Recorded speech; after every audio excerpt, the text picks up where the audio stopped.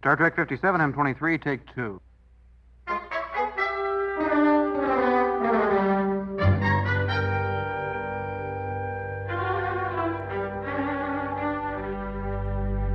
It's the It's Got Star Trek podcast.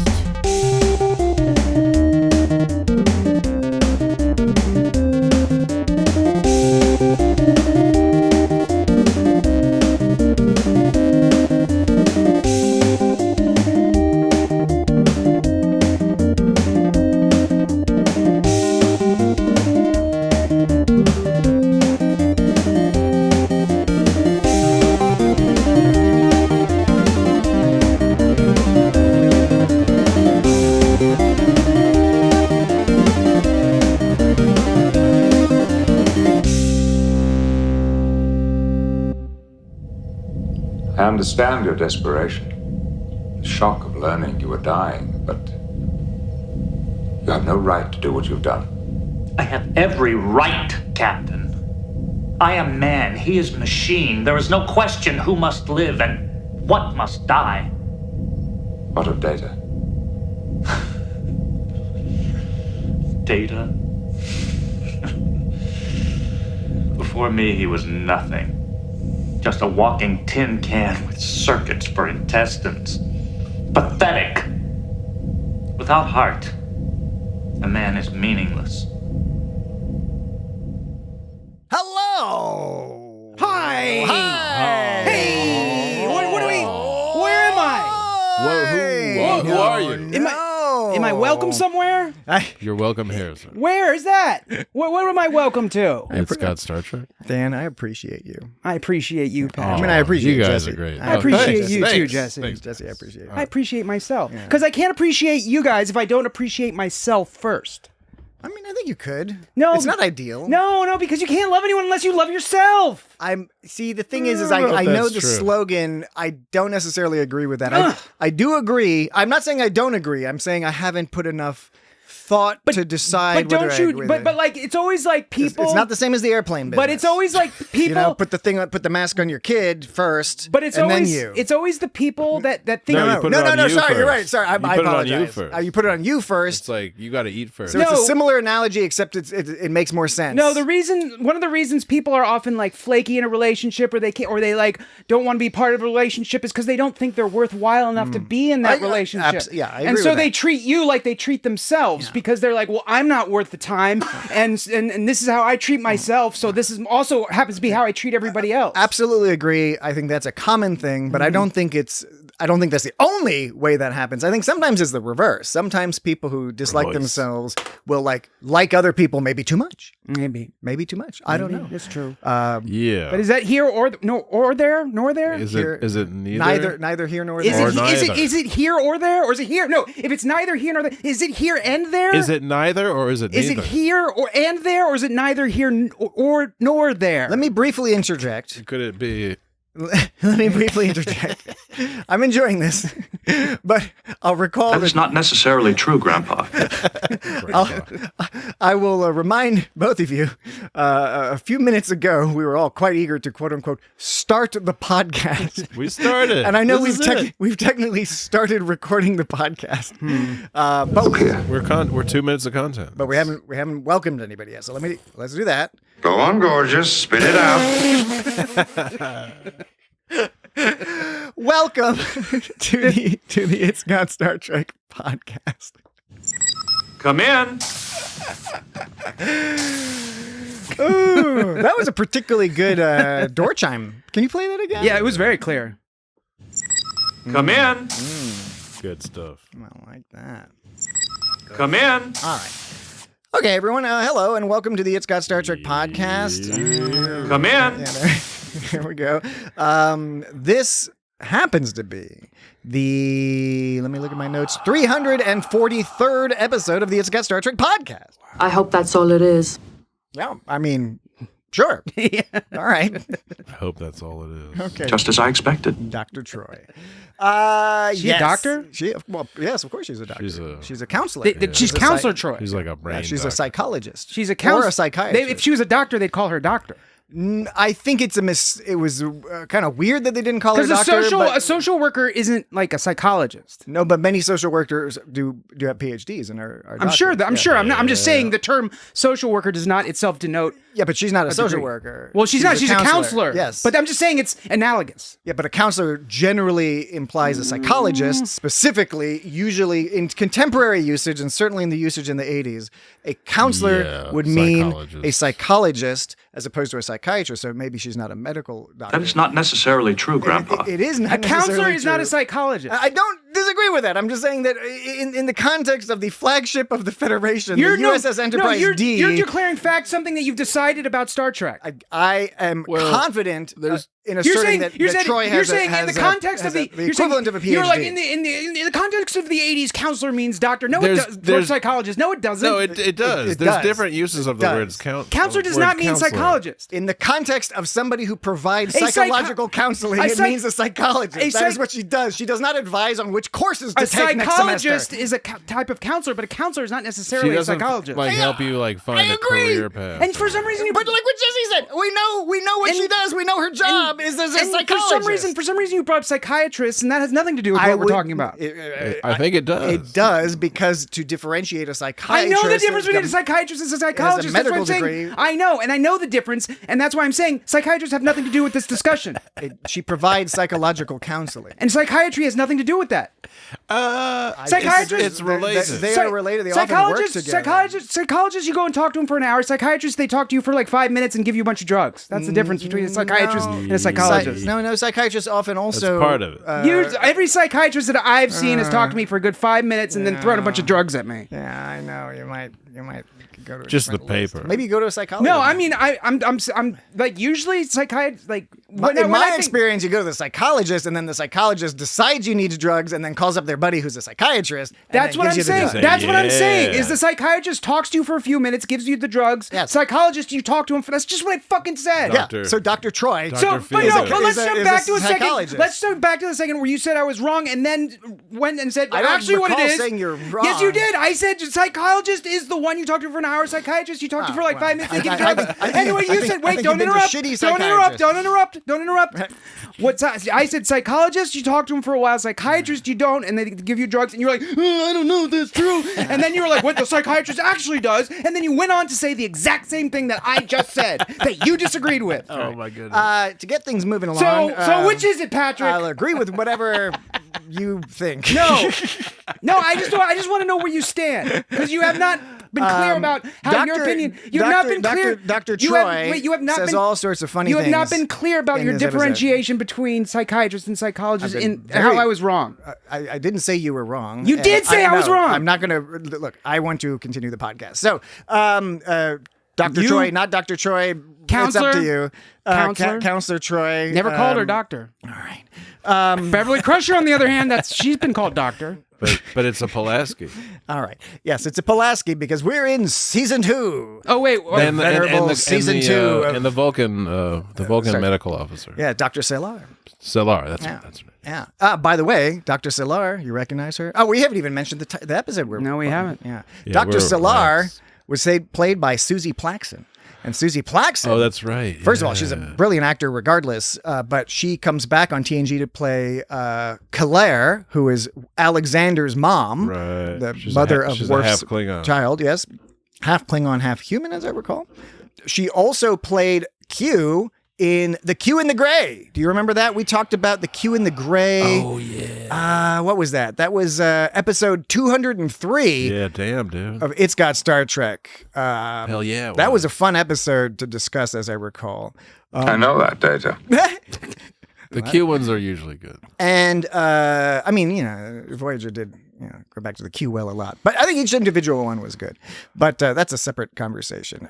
She also played the Andorian Terra in Enterprise's Ceasefire. She's that's a 4th season, as I recall. I think she's a badass Andorian. Maybe the Wait, first. that seems familiar. I think she's Yeah. the first officer, like maybe Shran's first officer at some point. I don't know. Anyway, Susie Plaxton's great, and she's great. Put it mildly. There's a lot of potential keepers in this episode, in terms of sound clips. And this episode, Yes, of course it is. by this episode, I mean to say, TNG's second season episode, The Schizoid Man. It is my body now. I live here now. No offense, but I don't want you touching me in any way. It's that guy. Yes. W. Morgan Shepherd. He's William Morgan Shepherd. Yeah, he's one of those people who's been like in a billion things. He was in Star lots Trek. of TV. He was in Star Trek 6. I think he was a Klingon. Was it maybe in the Gulag? Yeah, the Gulag. He was really Rurapente. He was really convincing as Ira Graves. He's Whoever great. Ira Graves was supposed to be, like he defined it. And by the way, Totally. I think they needed that. He was in Gettysburg. They needed that because otherwise, one kind of thin part about this episode is that everyone thinks this guy is like the biggest genius in the world, but they never 100% explain why. Yeah, and he's so he's the type of arrogant piece of shit that people will put up with because they're like, well, he's an established genius. He is so smart. It's not that he's not one of those people who's so charming that he can be arrogant. Remember that that episode of Deep Space Nine that I'm not a huge fan of, where Cisco is some ladies Try to remember that, boy. so stressed out she makes a sex ghost for Cisco. Remember Cisco's sex ghost? Okay, This is best that I do not remember. Why can I remember? We talked about that. Yeah, not too long ago. Yeah. Anyway, the stressed out sex. the similar scientist, husband, man, person in that one was more on the charming. He's like so charming that people were like, okay, you're an asshole, but you're a charming asshole.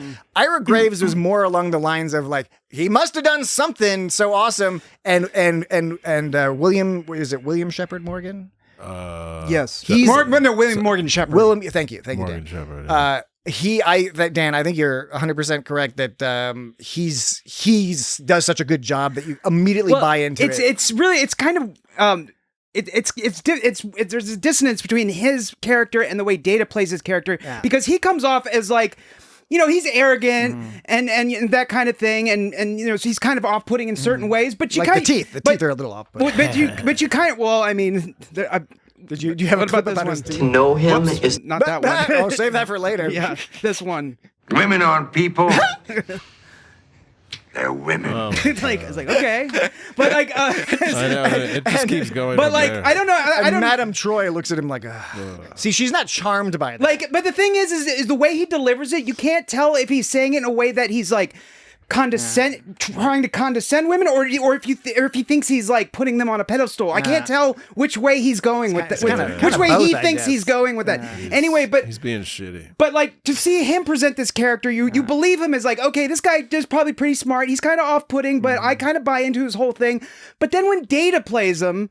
And especially the sound I just started playing, when he gives that eulogy, he just comes off as like a doofus. Yeah. When Data does, or I guess Brent Spiner. Yeah, it's just his character doesn't.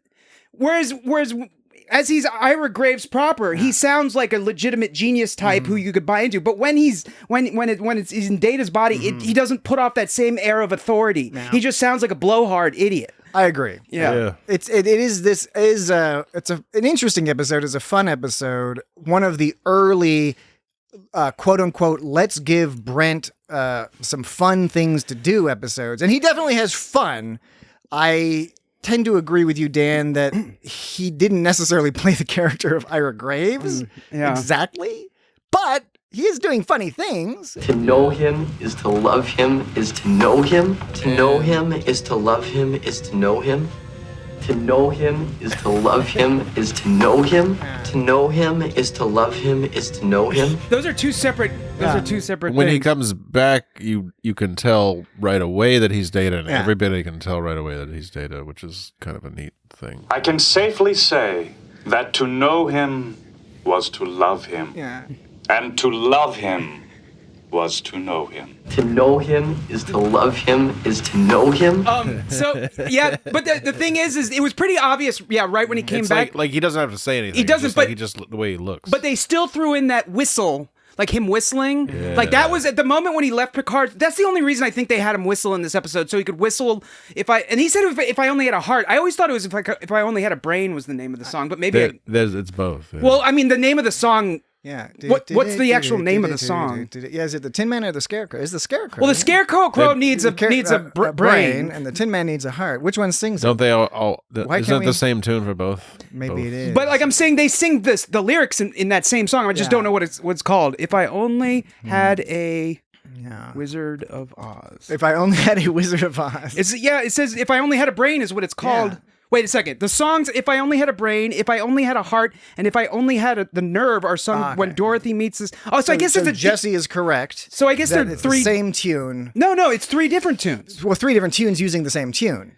Right? That's what you're suggesting, Jesse? No, is that what you were suggesting? That is what I believe that's what Jesse was suggesting, right? What was I suggesting? You were saying that different lyrics for the same tune for the three characters in the Wizard of Oz. Well, at least for a couple of them. I mean, because Dan just mentioned "If I Only Had the Nerve," which is the Cowardly Lion. "If I Only Had a Heart," right, which is the Tin Man, and then "If I Only Had a Brain," which is the Scarecrow. Anyway, we really ought to remember more about the Wizard of Oz. So it always creeped me out. I mean, yes. Me too. Okay, so apparently, I guess they're each their own thing, but with the same tune. Anyway, so let's just say is they had him sing "Whistle If I Only Had a Heart."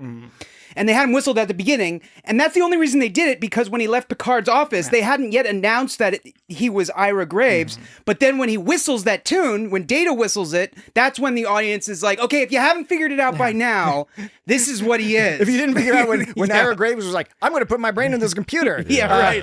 And Data's like, I can be turned off. And then Ira Graves was like, and he goes, I wonder where's your magic and he button, ominously walks out and goes, Ira Graves is dead. He's like, don't bother. Yeah, right. Don't bother. Don't bother. Oh man. Don't you worry about nothing. I will give. I'm glad, sir. I will give the writers credit for doing a pretty good job of handling the various bits of exposition or information they had to convey, because a lot of it was awkward. Some of it is missing. Like I said, they don't really do a fully adequate explanation of what Ira Graves is good at. They said molecular cybernetics. Yeah, but which then it's like Dr. Soong, but it's like but what did he do in molecular? He didn't invent Data. It's weird because he's all thinking he's better than Soong. Yeah, but Soong is the one who actually made Data, right? But the other examples that I think are good examples are like that whole business with Data and the beard.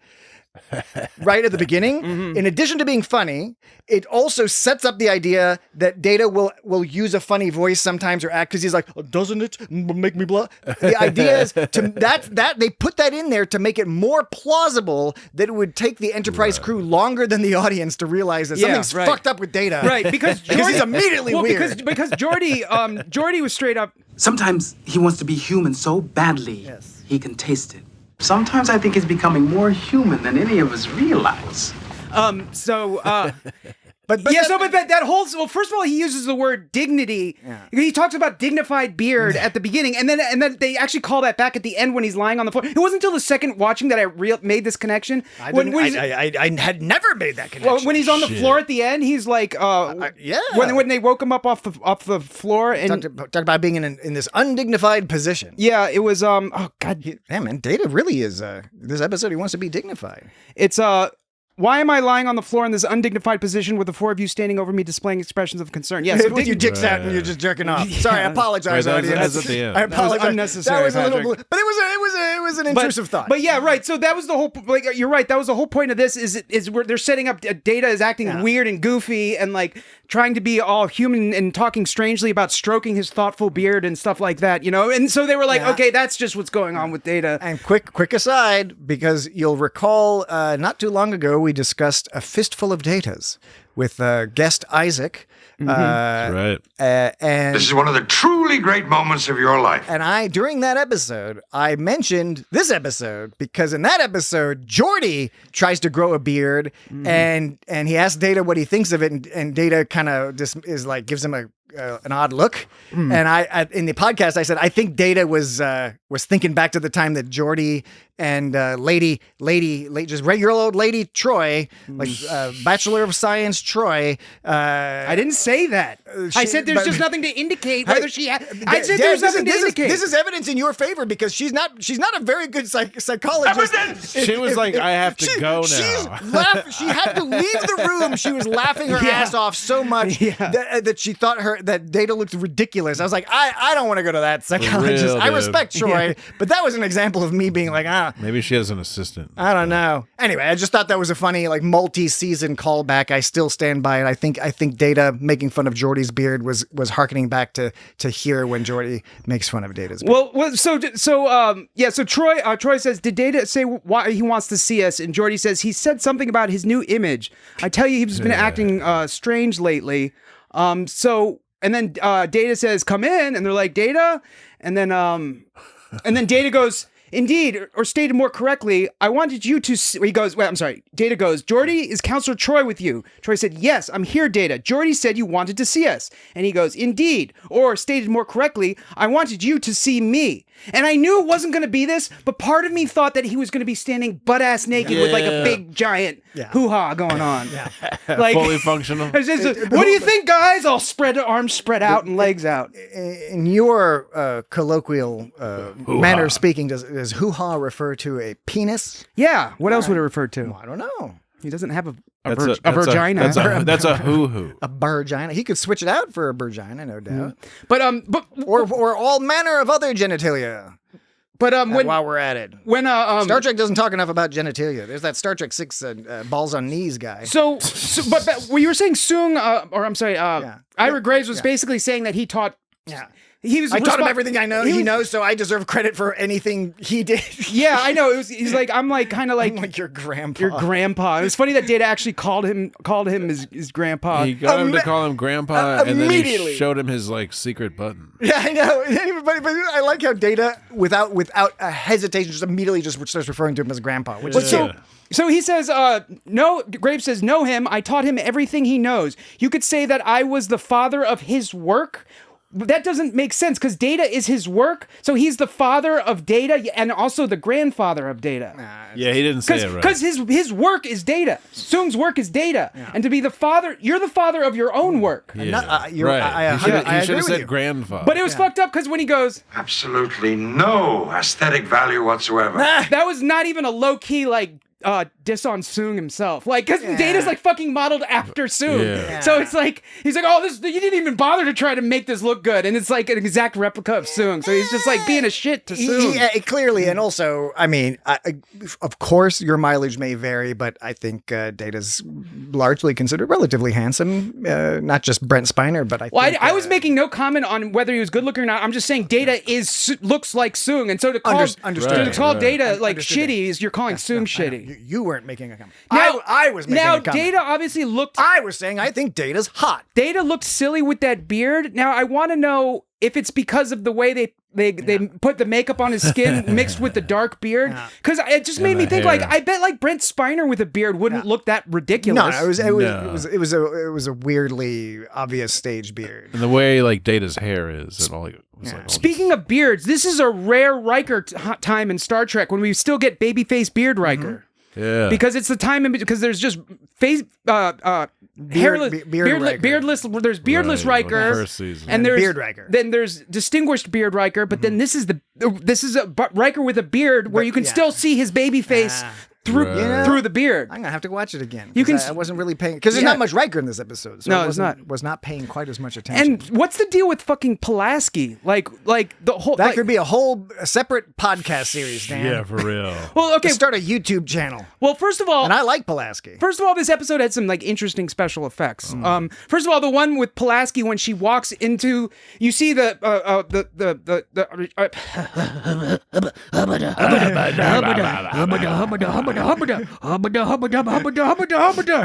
I cannot allow that. No. So we mustn't allow that, Dan. I will work on staying within myself. Excellent. And you said first of all twice. So wait. I was saying, okay. You said first of all the special effects, and then first of all the thing. Okay, I'm not calling that as a mistake. I'm giving you the opportunity to say it again if you would like. The camera angle was from inside the turbo lift, looking out into the hallways, unusual. and all the people like walking around, milling about, and she walks into it, and the door closes. Yeah. And then when it opens again, it's the bridge. Yeah, that was tight. That was tight. I don't know. It was such a simple effect, but it was like early special effects. It was it was a simple effect, but it was effective for me. Cool, you know. Yeah. But like what's weird is that they begin this episode with Pulaski all talking about the greatest mind in the universe, and then like exposition, just telling us that, and they open up with her, so you think she's gonna play some kind of role in this, but like she totally like the only back. reason I bet the only reason they introduced that like neighboring ship that was all in trouble. Hypoxia. The only reason they introduced that is so they had a reason to get rid of her for the rest of the episode. Because that sounds good to me. Because so they introduced, so it's like they have her as the first character, like the thesis character, if that's even a thing. But like they immediately boot her off for the rest of the show. You only hear her from her one more time in this episode, and it's like she's not on screen. It's off screen. She's like, "I'll be there right away," or something like that.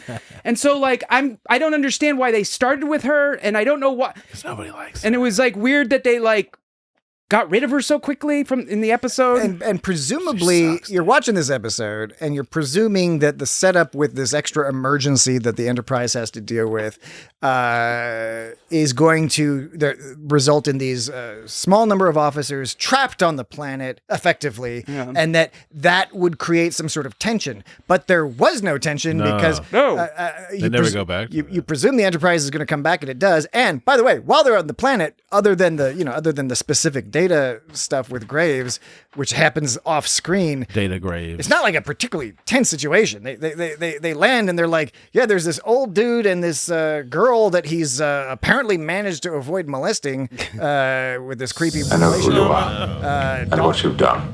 But I bet that was a big like the main jeopardy is how do we deal with this distinguished, arrogant old man? And oh, by the way, we don't have to worry that long about it because the Enterprise comes back pretty fucking quick. Yeah, and they introduced this whole idea of a near warp transport for no fucking reason. Because were they trying to add tension for those 5 minutes or something? Look, it's early TNG. They're trying to have fun. Remember last week when we talked about the Lights of Zatar? There were multiple examples of the production not matching what the script was saying. Right. This is an example in this episode where clearly in their mind the writer was like, oh, the special effects dudes are going to have so much fun. This is going to be so cool. No, the ship just fucking stops as normal next to the planet. They beam down, and then Troy makes a comment about it, then the ship goes away, and Troy's all like, no. Well, she's all like, I thought I was in the wall. Yeah. And Worf is like, well, you were. It's like, oh, wow. What is who fucking cares? We didn't see that. Ridiculous. You told us that. Right. And again. And it had no bearing on anything. The ship, near warp, what is that? The ship wasn't moving at all. I know. What is near warp? So yeah, near warp can mean two things. It can either mean you're moving close to warp speed, but apparently in this meaning, this is how I assumed it meant, but in this meaning, it just meant you transport like right before you go fast. Yeah. So it's like that's not really near warp. And can't they just go to warp from being like still? That's what it looked like they did. Yeah. And they also like they were still for a long time. It wasn't even like it wasn't like, remember the Picard maneuver where it's all like pew, pew, it's all like pew, fast. Pew, pew, and pew. oh yeah, I understand the other ship is in danger and all that stuff, but like it's like a minute. This was no Picard. 30 maneuver. seconds, 10 seconds. I don't know if that's going to make a difference. This is idiotic. Anyway. Did you catch the line where Picard Pulaski goes they're talking about the outer hull breach on that ship, and Pulaski goes, if that's the case, they'll all be prone to severe hypoxia. Yeah. Their lives are at risk. We've got to help them. Picard goes, and what about Graves? And she's like, he's one man. He's one man. Was she just saying like fuck him? It's the needs of the many. Needs of the many. I know, I understand the needs of the many, but like that's not a very Picard had the right idea of let's try to save both. Like she was just like, fuck him. I always agree with the let's try to say. It's got a soft spot for some horrible old fossils. But I also, one thing I respect about Pulaski, not that I think she's always correct, of course, but I do I do like that Pulaski, she's a matter-of-fact person. She tries not to let emotions get in the way, even if it's somebody, she knows or cares about. Not that that's the case here. But she hates Data. But I'm as healthy as a regalian ox. I'm as healthy as a regalian ox. Wouldn't it be a regalian ox? That's what I was wondering. Yeah. Yes, Were you wondering that too? I was, because it's Rigel, right? Isn't it Rigel? Rigel. It's not regale or regale. Exactly. Or wriggle. Yeah. I don't know. I know. This Don't guy. even get me started on They it. didn't coach fucking Morgan Shepherd on his.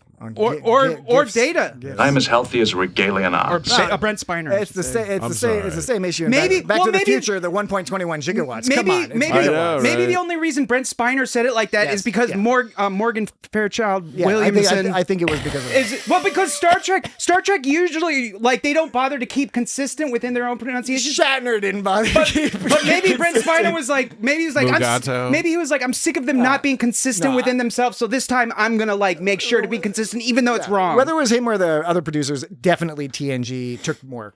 They don't take it back. All right, we're gonna take a break, and when we get back, we've got emails and other stuff. All right, we'll be right back. You're dismissed, Mr. Data. Removing the competition will not help you, Picard.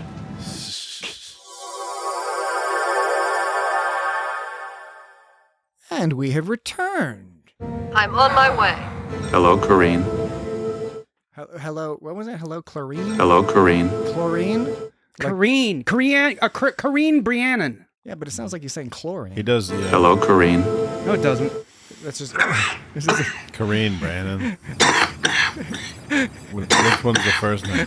Is that Dr. Ira Graves or is that Dr. Jesse Knight over here? Do you think William Morgan Shepherd was a smoker? Because it sounds like a real coughing something up for real there. Yeah. Doesn't sound like he's a dirty fake old cough. dude. Yeah.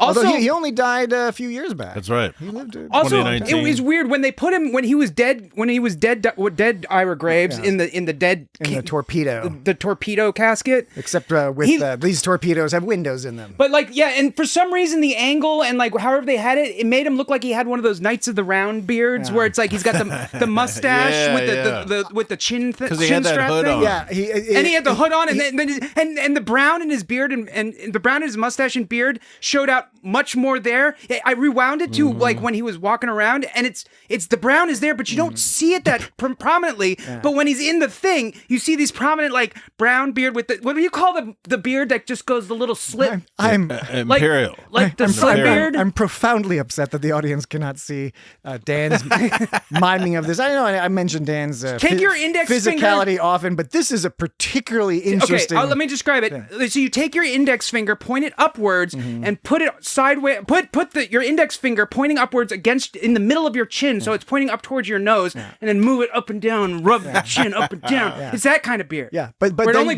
took the other finger and you made like a T shape. Oh yeah, and you were moving the T side to side and the bottom part of the T up and down. Yeah. Don't say like that ever again on the podcast. That was a nighttime Oh no. After hours. That was a nighttime or Saturday afternoon That was not an on podcast. It's an expression, Data. I enjoyed the burial at sea. Not the first time they've done it on Star Trek. It is funny though that even though coffins in real life don't have windows, and previous burials, like when Spock is buried, quote unquote, buried at sea in Star Trek 2, his torpedo doesn't have a window. No. I guess they have some that have windows. Okay, look, I know it's TNG, it's replicators. You can make any change quick. I think Ira Graves gets a. But they're like, what the hell? We're gonna throw this fancy dude's body. We're not gonna keep it and take it to a starbase or Earth or anything. We're just gonna do a burial at sea, even though he wasn't, I don't think, in Starfleet or the Navy or anything.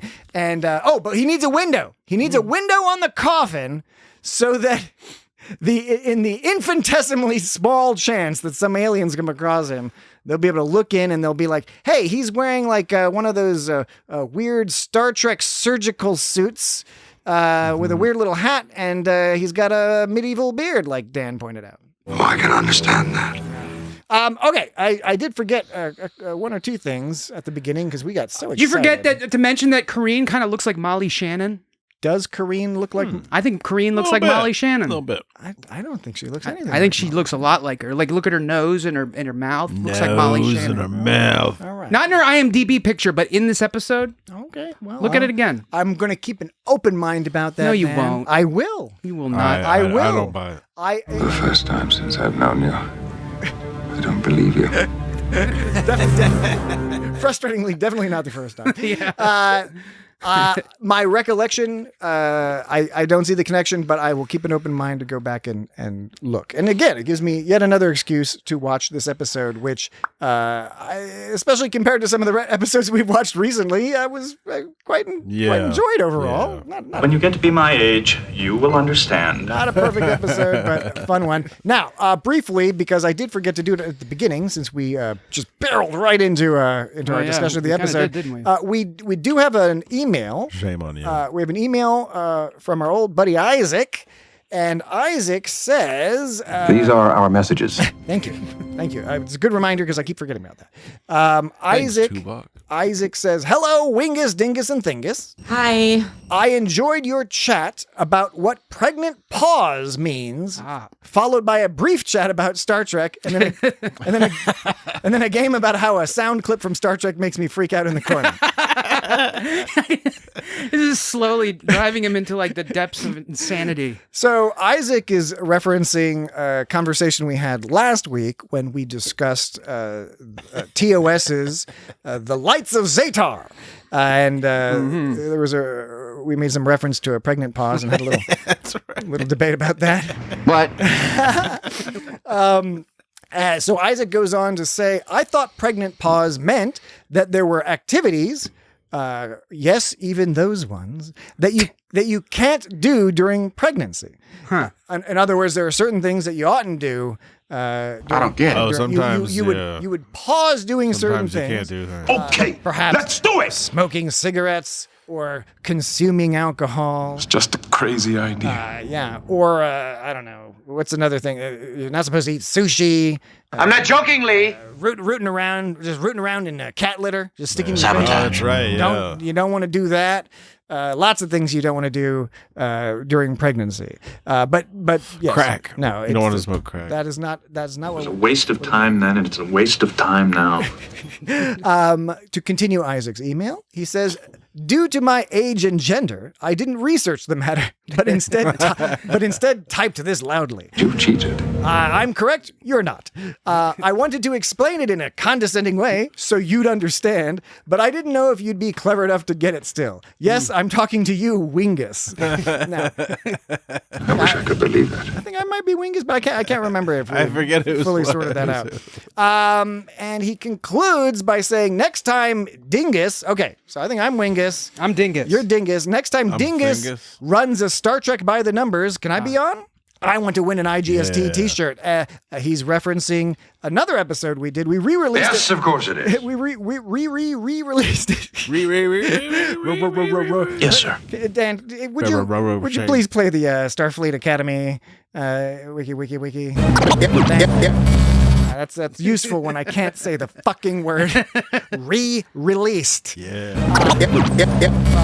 We re-released an old bonus episode from, I think, 2021, Star Trek by the numbers. One of my favorite episodes of IGST. Maybe not yours, but it's definitely mine. I liked it. It's when Holograms? Dan did a whole game show where he did a bunch of research on various numbers in Star Trek and then quizzed Jesse and I on it. He totally Pain is unpleasant. schooled us. It was a great deal of fun, perhaps more fun than you're thinking. So go check it out. It's only a few slots back. Way more fun than the re-release is just a few slots back. Okay, and then of course he concludes. What an achievement. Lots of love for Isaac from 365, and he's abbreviating his podcast Trek 365. But because Isaac is from Australia, they have to shorten things, right? And so now he's referring to it as apostrophe 365. Thanks, Agamus. Oh, by the way, remember Dan talked about maybe retiring the Thanks Agamus. That's right, I did. And a number of people, including longtime listener Kara, and both of us. Part of me thinks that it was only Kara that said no, it. other people mentioned it, but I think both of us said that. she was the most prominent in public. It was like, no, don't lose that. And then in the we agreed with her, and we said for now we'll keep it. And she said in the YouTube comment on last week's episode, she said thanks, Agamus. Oh, right. I thought you'd appreciate that rules. Yes, it does rule.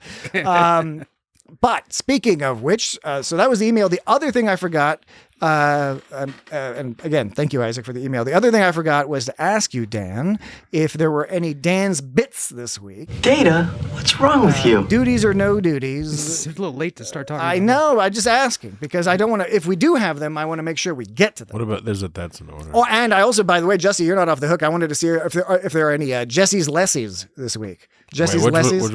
Which was the Lessie? That's like an it's like where like a lesson. Yeah, it's like short. It's like Australian for lesson. It's a Lessie. I'm guessing. Jesse's Are Lessies? you guessing about Jesse's Lessies? I want to. How many guesses do you have? I want a show called Jesse's Lessies. Dan is not as interested in this show. He didn't like my wordplay. So fuck him. What was You were a bit rude to me. That's a keeper. Like I said, I think there's a lot of potential keepers in this run. Dan's bits. Might make you feel better if you said you were sorry. Well, there's no duty or no duties. All right. There's no duties or no duties. There's a that's an order. Okay. There's a that's an order, baby. Yeah. That's an order. All right. I have an optional list. It's just entitled Graves Had to Have Known. Graves had to have known. Yeah. Interesting. I'm intrigued by that. Graves should have known. All right. So how about that? You want to do the that's an order now? Sure. Because I'm interested. I don't quite remember. That's an order. Okay. So Data says. Real quick, Dan, as a reminder to the audience, that's an order. This is a thing that comes up every now and then when a character says that's an order, and then Dan adjudicates whether or not it is a cliched and lame use of that's an order, or if it's an acceptable use given the context of the episode. Yes. Yes. So Data says, he says, I am sure that will not be necessary, Captain. I am fully capable of running a circuit check on myself. I'm sorry, let me restate that. This is what Graves Data says. Graves Data. Yeah. I am sure that will not be necessary, Captain. I am fully capable of running a circuit check on myself. It will immediately determine any abnormalities. Abnormalities. And then Picard says... That's how they know. Him saying it that way is how they knew it wasn't Data. Yeah. Abnormalities. They doesn't have a bunch of fucking marbles in his mouth. Although, strangely enough, if you notice, Graves Data didn't use any contractions. No, I did notice that. What the fuck is up with that? Well, at first I thought it was just him trying to not get caught, but he didn't necessarily know that Data had the whole no contraction thing. And plus, he did a piss poor job in every other aspect of not getting caught. Plus, he did it after he was already caught. So, yes. Yeah. No. So, but I don't know why. Maybe something about the positronic network brain forced him not to use contractions. I don't know. Maybe he's not that. Did he use contractions? He didn't use contractions. No, I'm saying when he was Graves, before he died. Maybe that's just Graves' affectation. I doubt it. Maybe Sung gave Data that affectation because he remembered it from Graves. Huh? Headcanon? He goes, because at one point he goes at the end, he goes, I would not come up here if I were you, Captain. You'd say, I wouldn't come up here if I were you, Captain. Like, but I would say that in the context of having just pooped in one of the cyber toilets. Yeah. These were all accidents. These were on the deck there. These were all accidents. I did not intend. I didn't intend. I cannot allow that. I can't allow that. Like, come on. I don't believe that Graves talks like that. Okay, starting again. I am sure that will not be necessary, Captain. I am fully capable of running a circuit check on myself. It will immediately determine any abnormalities. That even sounded weird. Abnormalities. And then Picard responds with, do it. That's an order. It was unnecessary. He already said do it. Right. He said do it. That's all the information you need. Do it. And if you're going to say that's an order, you got to at least give them enough time to like try to answer you before you even consider saying that's an order. I think I agree with you, Dan, because if I recall correctly, and forgive me because my recall may be defective, but if I recall correctly, I think at this stage in the episode, Data may have been like a little weird, but he wasn't like a super dickhead yet. Is that true? Or was he already being a dickhead? Or was he already being a dickhead? Because he might, maybe he was being partly a dickhead. Because I can understand that that's an order if Data has been like really recalcitrant for like a long time. Data was he was talking back to Picard a lot.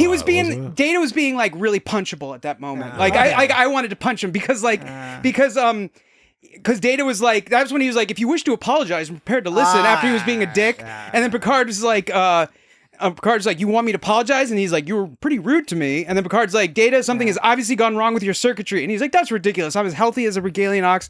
And then he goes, I wish I could believe that. I would accompany you to the sickbay, but I doubt that would do us any good. And he's like, sickbay? Are you ill, Captain? And so I was like, oh, you motherfucker. It made me mad. And then he's like, I'm getting there. I'm going to have engineering run a full physical on you. And he's like, that won't be necessary, blah, blah, blah. And he's like, do it. That's an order. I don't know. At that point, I don't know. It just didn't, I don't think it added anything. Right. It would have worked better for me if he said do it and then Data hesitated and wasn't doing it, that's Picard my point. was like, that's why I said an order. That's why I said you got to at least give him a chance to obey the command or respond in some way. You can't just say it.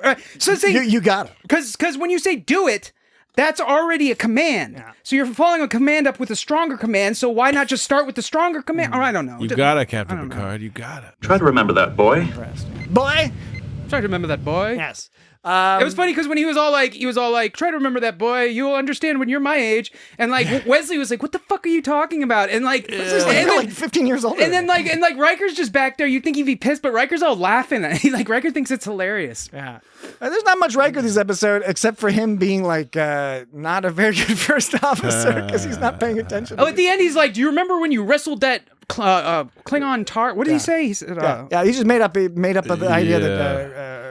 He says, does wrestling a Klingon Targ ring a bell? What, as opposed to the Romulan Targ? By the way, fair point. I mean, of course. This is Tony season Targ. 2 TNG. We understand. This is retrospect makes it seem sillier than it is. But it was a funny punchline. It was a good way to end the episode. I know that, Data. TOS style. They should have had that little TAS, the fun little jingly music. Right. You just did the Inspector Gadget music. Well, you know what I mean. Data, what are you doing? Did you have the part where Data is like, did I win? Because that's a good punchline, with the Targ, Did I win?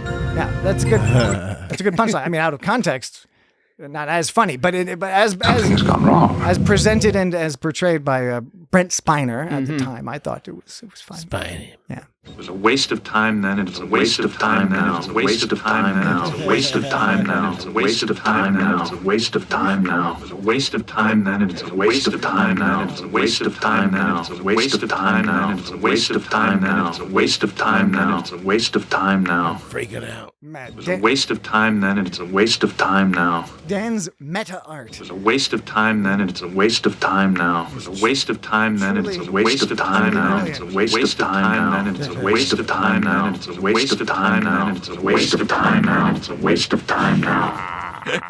If you're gonna play it, I'm gonna play it with my waste of time then. It's a waste of time now. It's a waste of time then, and it's a waste of time now. Waste of time then, and it's a waste of time now. It's a waste of time now. It's a waste of time now. It's a waste of time now. It's a waste of time now. It's a waste of time now. It's a waste of time now. It's a waste of time now. It's a waste of time now. It's a waste of time then, and it's a waste of time now. It's a waste of time then, and it's a waste of time now. It's a waste of time then, and it's a waste of time now. It's a waste of time then, and it's a waste of time now. It's a waste of time now. It's a waste of time now. It's a waste of time now.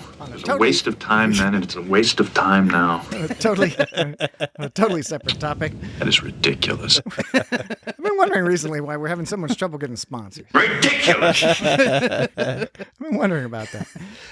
This is idiotic. What the hell? Getting back to our discussion of what? Of the Star Trek, the Next Generation. The Schizoid man. Chief O'Brien? Do we want to talk about how there was an awesome rare bridge perspective shot? Well, I would like to talk about... Or should we talk about the episode itself more? No, because you mentioned the list? Well, we'll get to the list soon, but the often wrong soon. The men can breathe, or eyes can see. So long lives this. The elevator. This gives life to the Star Trek elevator. Oh yeah, the ones that people like when they can't climb the stairs and they like sit on that thing that like slowly takes them up the stairs. That's about this ridiculous thing in engineering. Yeah. Well, no, I wasn't talking about that. I was talking about the turbo lift. Oh, you're talking about the turbo. I thought you were talking my about brain farted and I was thought you were talking about that very slow moving Star Trek engineering one elevator. where you press the button and it goes.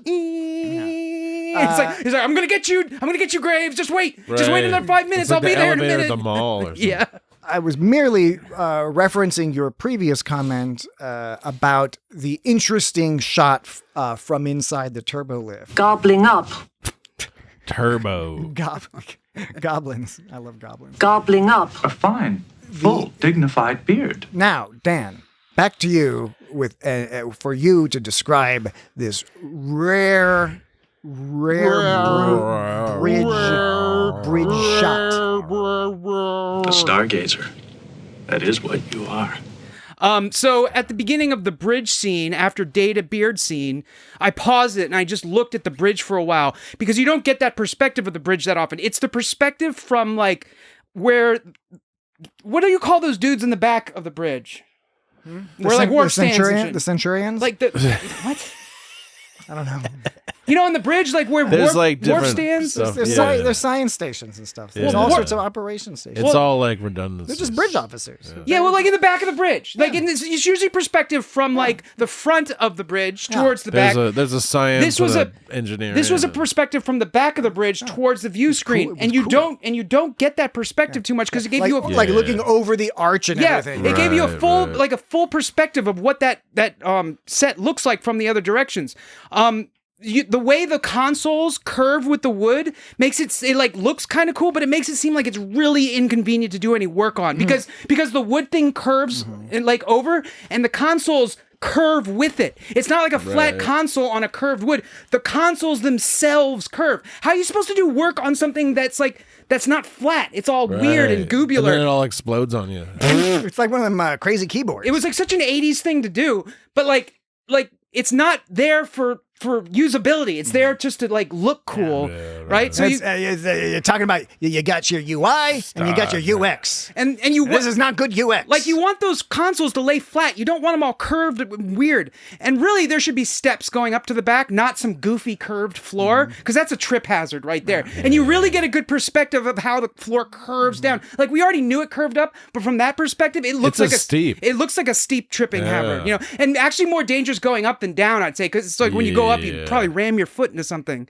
But it's kind of cool to see where everything is in relation to each other. Like, for example, like, so you got the view screen at the front, and then the captain's office is like directly to the left, or is there something between this view screen and the captain's office? Yeah, well, there's another turbo lift. There's another turbo lift. I can't remember if the turbo lift is to the left of the captain's or the right. I always forget. But it's, I'll have to look at my and then the battle bridge is on the other side, but you don't see that as much. That turbo lift. Do we ever see the battle bridge? Well, we see the battle bridge, but we don't see them walking into that. There's a couple episodes. Because when do we see the battle bridge? Multiple episodes. There's very early. Anytime they do a saucer separation, they're using the battle bridge because that's what you have to use when the saucer's not there. So here's the deal with this. It's the bridge from like the Star Trek 4. So when they separate the saucer, they must have to like evacuate all the people that are living in the non-saucer part. I mean, I don't know. There's a lot of practical implications of that. And like one would presume mostly, as I recall, and this might even been stated on screen, it's definitely in the technical manual. In principle, the idea is like all the families and schools and shit are in the saucer section because the idea is the saucer section is like scoots along and does its own thing, even though it doesn't have warp, while the rest of the ship goes on and does. I'm wondering how much of the rest of the ship is livable and how much is like the nacelles are just like things all for propulsion and mechanicery. Well, they got cetacean knobs down there somewhere. So like the nacelles are just like you can't go into the nacelles, can you? Well, maybe if you're in Star Trek Enterprise and you've got to hunker down in the Expanse. Or maybe we talked about that recently. Or maybe you're in Star Trek Discovery and you need to have a giant like flying scene inside of the Enterprise where you're like flying some spaceships in this like an infinite amount of space. Cavernous like room. I'm not a Discovery hater. I quite enjoyed much of it. Flawed, but enjoyable show. I did agree with the critique of the ludicrous decision to have turbo lifts just flying around like empty girdery space. Yeah, I know. I don't understand because if the idea was like, well, it looks cool. No, it didn't. No. It was so nonsensical. It didn't even look cool. And wait, where's the entrance to the conference room? Is that like to the left behind? Yes, that's behind. If you're looking towards Worf, isn't there like a potty to the front right? Yeah, if you look at the, we don't get to see it, but if you look at the Starfleet technical manual, Captain's log. Oh, you. I'm so stupid. You. I'm so easily Sabotage. Easily amused by poop. Poop. Poop. Little bit of poop. One little poop. I don't get it. You get it. You get the poops. You get the poops. It's the best part. Such an upsetting. Call me Grandpa. Such an upsetting clip. Call me Grandpa. So, Dan, I want to do your list when we get back after we do Where the Hell Have I Heard That Before? We don't have to. No, I don't care. I want to do that. But I do think we have enough time. I'm always like saying like we don't have to do it. No big deal. Yeah, I know. You're like breaking like rule number I don't know. Rule number 1. Conan O'Brien explains this very clearly. Yeah, always treat your shit like it's the best shit. Because the audience wants to have a good time, and you can manipulate the audience. Self-deprecation is okay though. It's just that there's a balance. This is not my fault. But I do think we have enough time before the break to at least briefly touch on the creepy relationship. I am glad, sir. And again, this goes back to what I was saying earlier, that the writers had to do some weird, twisty stuff in order to kind of justify the things they clearly wanted to do, because they wanted to have Ira Graves as Data get jealous because now he thinks he's got a chance with this girl. I'm aware of your interest in her. And because he's fully functional. And like on the one hand, it's like, okay, when he's an old man, he's attracted to this young woman, and he clearly didn't pursue it. And you could say, that's cool. Okay, I get it. I get how you can look at this as a structure where it's like there's nothing weird or offensive, yet still it felt kind of odd, especially when they had her saying like, I know I felt some feelings from him and a few for him. That's what I kind of didn't buy. But on the other hand, it's this dude who's like alone on a whole planet with this one gal. Like that's a weird setup. Yeah. Like I get why they like, again, what's her job? They had to do it to do this plot, but it seems like a ludicrous scenario. Yeah. As a side quest, Pulaski was all like talking about how Graves lived in near isolation on the planet. That makes it sound like he's living alone with a few people wandering in and out. Yeah. But it's not that he lived in near isolation. He lived with another person. What is she? Chopped liver? Yeah. Like by near isolation, she's saying Graves lives with another person. So by saying near isolation, it's just totally discounting Kareen's existence entirely, you know? And then on you top say of it, like Graves lives on the planet with one other person. When you say in near isolation, it's like saying like, oh, but the other people don't matter. Who wrote this fucking episode?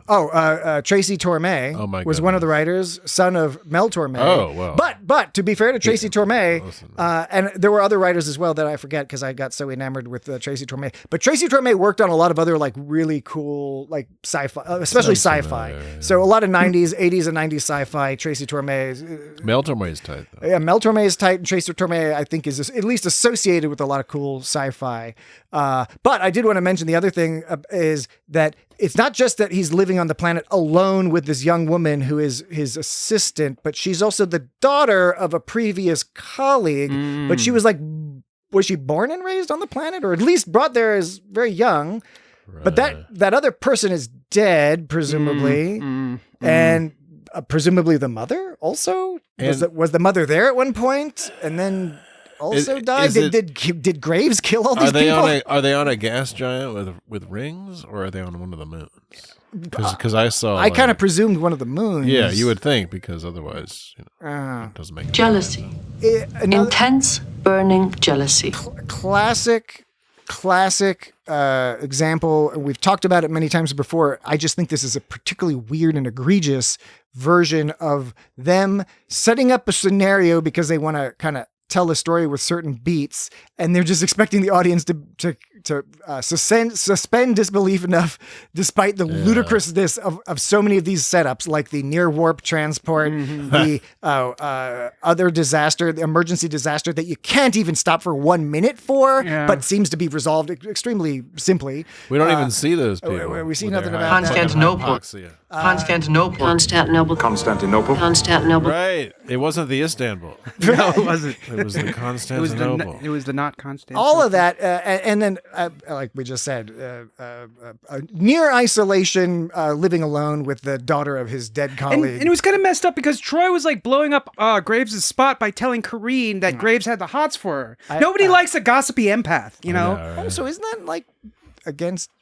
I You mean, would- even you if- would think, yeah. I mean, he's not a patient, but I don't think that matters. Well, I think the idea is it's a de facto. Like if you're using your skills as a psychologist, As a counselor, as a counselor, or a priest, or other legal.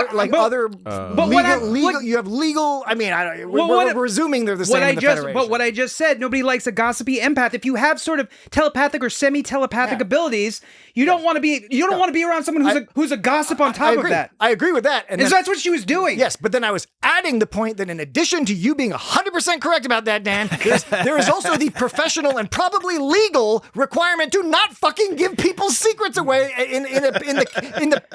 This man is sick. This is a sick man. His mind is dying. He's got a terminal disease. Dicky Dog's disease. What's it called? Yeah, no, you were right. It's called Dicky Dog's disease. I'd make you feel better if you said you were sorry. But you get what I'm saying, right? Like it's not just like not cool. It seems like really weirdly unprofessional, and normally Troy is better about those types of things. She usually But the plot required in this case, that she gab to this gal to be like, oh yeah, that old dude, totally into you. And then she's all like, yeah, I know he was. No, I was a little into him, but you know, what are you going to do? Androids don't feel such things. Yeah, I didn't Not except when they're taken over by Graves. I didn't like how flippantly she was saying that. I had no problem with the line as written. The way it was performed, it was a little bit like, fuck Data. Yeah. And I know she's filling in for Pulaski. Yes, but you do know better. And I know Troy doesn't. She doesn't think that way. Anyway, I don't know. I'm being a dickhead. Anyway, okay, we got to take a break. But when we get back, we'll do Where the Hell Have We Heard That Before? We'll do Dan's List, and we'll conclude this conversation, and then we'll talk about what we're going to do in the next couple of weeks. All right, we'll be right back. Mr. Data, you will come with me right now. Do you understand me? I'm almost finished, sir. You are finished, Data.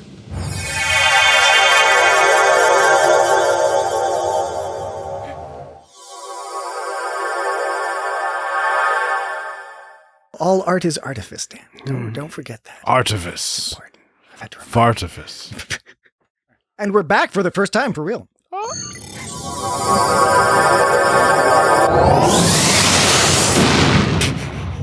I can hear you coming, Captain. It's actually the third break. Yeah. Just existing. Just existing.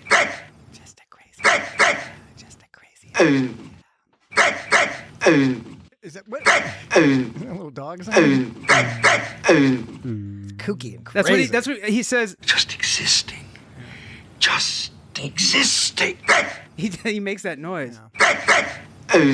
That's some good out of context acting. Good stuff. Do you know where that is from? Not precisely. It's from It's from your Opinions? Jordy says. That's a good one.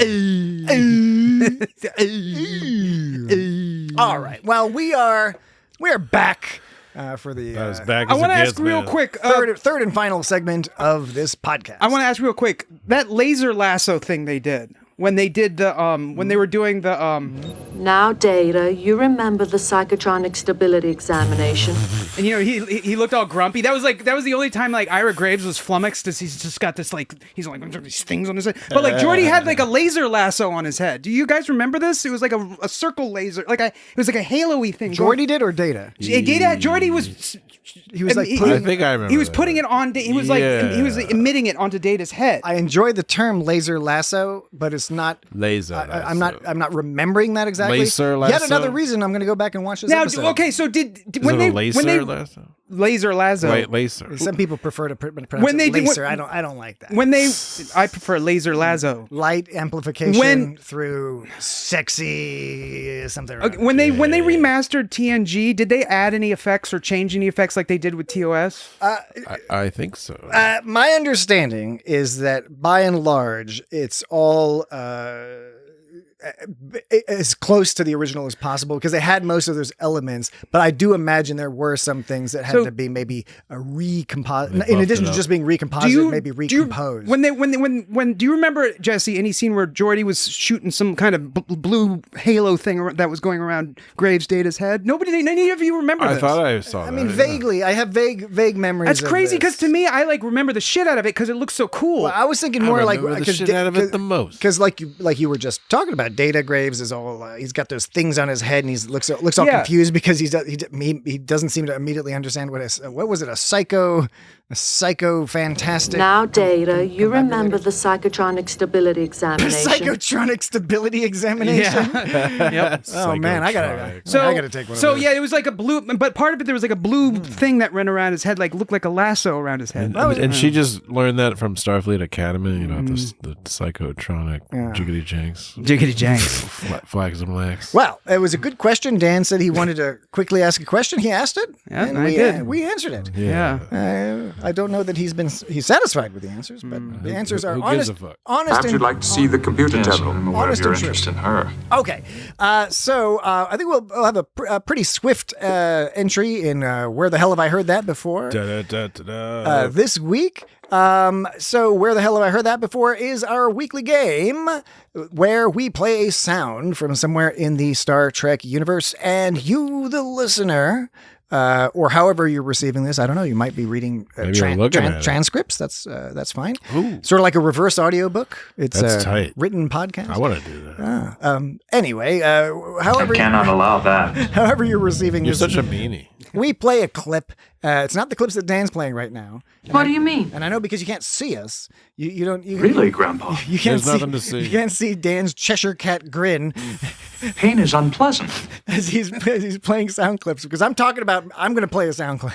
You condone homicide, sir? It's part of a game. Yeah. So he's having a good He's time trying to hog it. over here. So yes, you, the listener, get to guess, and that's what some listeners have done. And I am glad, sir. I bet they're good guesses. Well, I'm going to play the clip from last week, and then I'll give Dan and Jesse a chance to submit guesses. And then we'll go to the listener guesses, and we'll talk about stand here and be insulted. who, if anybody, won. And then we will play the clip for next week, and then you can submit your guesses between now and sometime in the future. We'll explain. Do you know what that was all about? Explain that in a moment. So the clip from last week goes thusly. Not exactly a vacation planet, huh? Mm-mm. Not unless you like ammonia tornadoes. Particularly sometimes I think he's becoming more human than any of us realize. Sometimes he wants to be human so badly he can taste it. So what Dan is doing there is he's playing unrelated clips. Do you know what that was all about? But the clip that I had played previously with the ammonia, What the hell? the ammonia tornadoes, which I'm very charmed by, and I'm sure Dan is. I suppose Jesse is as well. I am. He doesn't necessarily emote as clearly as Dan or I. I don't think I'd enjoy the smell, but Your childlike mind cannot appreciate the time-worn wisdom of my words. But it's a dramatic landscape. But the ammonia tornadoes clip, that's the one that people needed to guess where it was from and give us whatever information they could. Where the hell have they heard that? Where the hell have they heard that before? But first to you two gentlemen, do either of you have a guess as to where the hell you may have heard that? I don't want to spoil it for anyone. Oh, so Dan knows. Oh, really? Dan's confident. Like, I know I've seen it. I just really don't recall what the title of that episode. Yes, but you do know better. It's like, I just remember little bits of things. It must be so hard for you. And Jesse, it's been a long life. Jesse, you're not just referring to Star Trek. I'm referring to just about everything. I got the impression when you sort of morosely said, like, I just sort of remember bits of just things. little things. You mentioned your impending death, Grandpa. Exactly. Okay, so Dan is confident enough that he doesn't want to submit a guess. Jesse is about to die. Jesse is confident in his lack of confidence in the answer. So we will go to the listeners. And here is what the listeners have to say.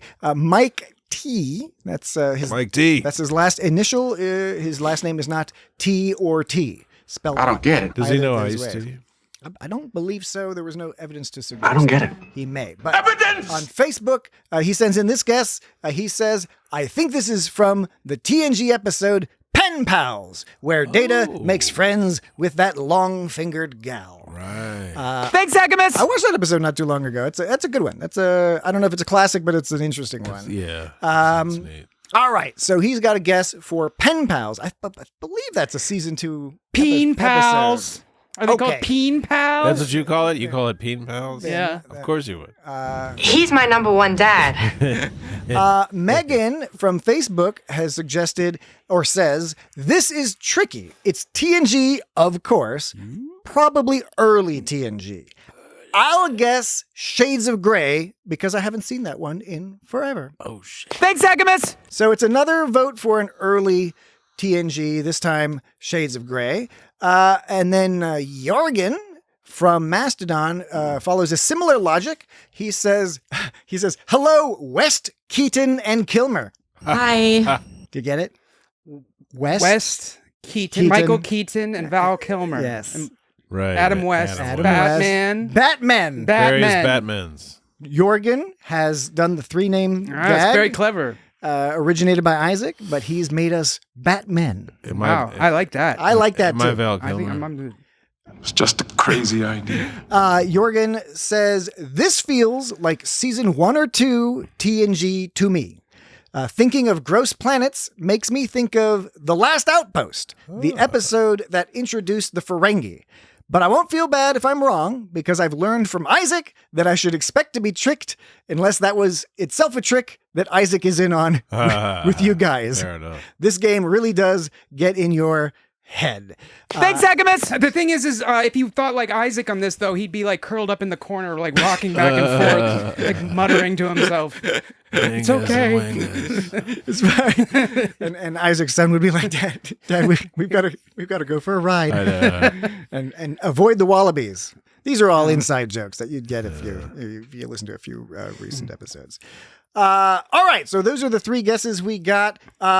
And I'm here to tell you, which kind of surprised me, no correct guesses this week. Oh, wow, all 3 of those. All 3 of those were no clapping noises today. In the right direction. Do you have a clapping? See if I was gonna play this. Is that from this episode? No. What is that from? Oh, I forgot. Incredible. Yeah, that's the Chakotay. That's right. The Chakotay. I was gonna play that sound, but because no one got it, I didn't play it. No. Yes. This sound. You didn't play it. He didn't play it. Ever. I was kind of surprised. I was kind of surprised that nobody got this. Dan, since you're Billy Claiborne, Billy Clanton. Since you're so Billy Claiborne. Since you're so Mike Clanton. What Dan do you think it is? Because you seem to think you know, and I think you may know. Oh, I don't want to spoil it for anyone. What do you mean? Not this is the point where we're giving the answer. Dude. Now we're supposed to give the answer. Now Dan's backtracking because he's like, I don't know. I don't want to look stupid. In case I'm wrong. I don't want to spoil it. I think you're right. You just want me to say the answer, and then you'll say, "Yeah, that's what I thought." Is that the plan? No, I just don't want to spoil it. Okay, yeah, but I'm gonna spoil it. I don't want to make you feel bad for me knowing it and you not. No, I do know it because I picked it. Oh. I picked it, so I don't. You can pick your friends and you can pick your nose, but you can't have a noisy noister or a noise an oyster. Right. A noisy noise, a noise. You can oscillate its tits a lot. What kind of a noise an oyster? A noisy noise, a noise an oyster. Noisy. What kind of a noise an oyster? A noisy noise, a noise an oyster. So Dan, you're not gonna provide your guess. No, because if you don't provide your guess, everyone's gonna think that you're. I don't know what the right adjective in this case is. All right. Well, I can tell you that the correct answer, it is TNG. It is early TNG. It is season 2 TNG.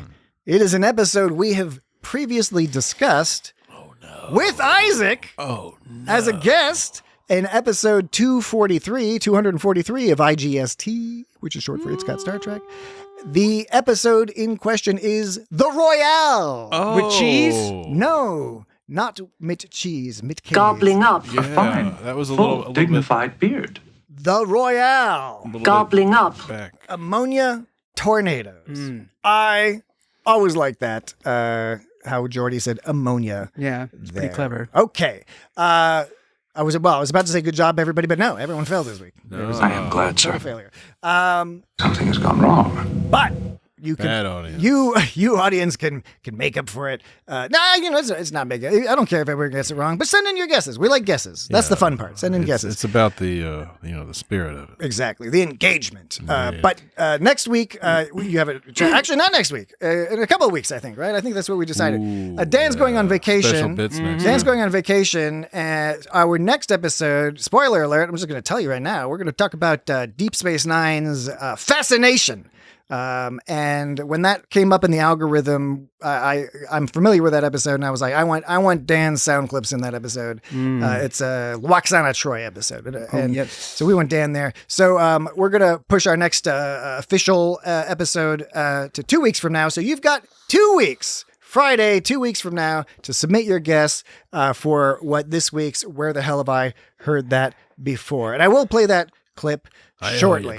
I'll note that Jesse and I are planning on. We'll try to do something fun for you next week. It'll be fun. We'll do some fun bonus stuff. We'll have some fun. Yeah. But the clip for next week, or no, 2 weeks from now, that you can guess. I'm going to play it once.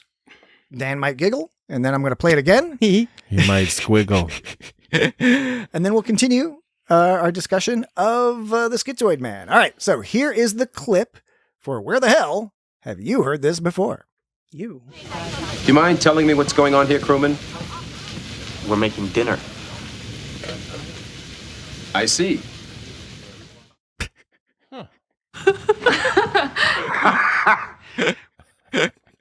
That's the clip. So, you want to hear it one more time? Again. You have 2 whole weeks to consider what this is. Get your guesses in. And tell us what it is. 2 whole weeks. Here's the clip one more time. Do you mind telling me what's going on here, crewman? We're making dinner. I see. I enjoy that clip, and when folks who know what that clip is will know why I enjoy it, and when you figure it out, anyway, that's the best part. Yeah, we'll save it to there. Why is yours? It's all echoey. I don't have. Are you Because making that echoey? I'm doing the double tap. Here, hold on. Do it again. Let's. Is this? Oh wait, no, I'm doing it on the wrong. Here, I got to do it over here. Like, okay. Now try it again. Wait a second. Let me try again. Okay. Ooh. Wait. Okay. Wait. Okay. Shit. Damn it! Now I can't do it. What? Oh! Wait. Okay. There we go.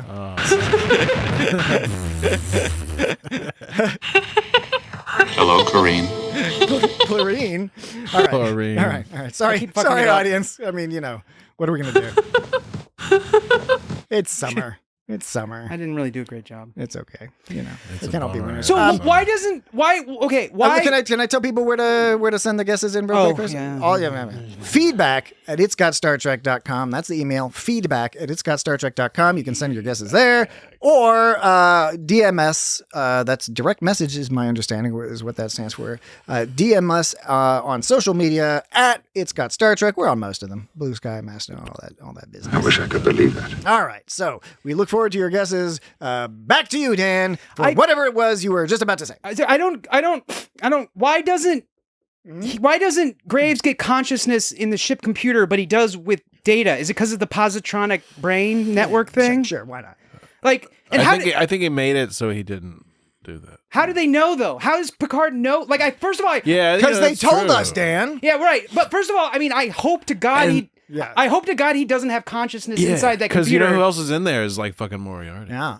He would spend the rest of eternity bored out of his mind inside of a ship's computer. That would be fucking hell. That's certainly one potential horrific interpretation. Now, I would say that I feel bad for Graves because in the same day, he went from "I'm going to live until the end of time" to "I'm going to die today." Yes. Oh, yeah. Like all that's you've got to feel bad for anyone else to go through that whiplash. Even though it's not, it's tangentially related to what you're saying, but you made me think about a choice that I really enjoyed that William Morgan Shepard made. Did I say that name properly? I think so. William Morgan Shepard. Yes, you did. Towards the beginning of the episode, when Dr. Solar says you're totally going to die, and it goes to the commercial break, and it zooms in like on William Morgan Shepard. He's kind of like. He is smiling a little. It's like this weird, like, okay, you just found out 100% you're going to die, and he had this look on his face that was almost inscrutable. It was interesting. I'm not 100% sure what we were meant to take away from it. I'm not saying that this is some genius thing necessarily, but it was interesting. It was a really cool choice made by the actor or whoever. I agree. Because it's unsettling.